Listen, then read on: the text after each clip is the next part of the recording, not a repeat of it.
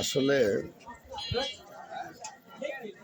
আল্লাহ নিজে হাত দিয়ে 4 প্রকার কাজ করে। সেটাই হচ্ছে হায়াত, মউত, রিজিক, দৌলত। হায়াত থাকতে কখনো মানুষ মারা যায় না, আর হায়াত যদি কারো উঠে যায়, অ্যাক্সিডেন্ট হয়ে মারা যায়,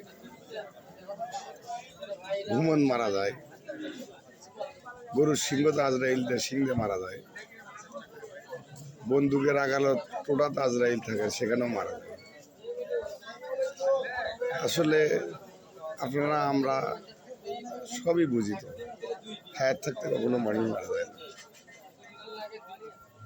তাক নিয়ে আমরা এত সমালোচনা, এত অহংকারী গৌরব ড্যামার কেন করব?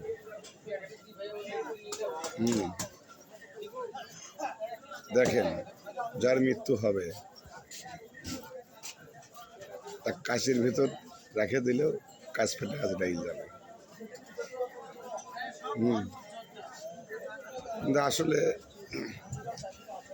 আপনার যে ইল্লাই মৃত্যু আছে সেই ইল্লাই হবে, সেটা সবাইকে বুঝতে হবে।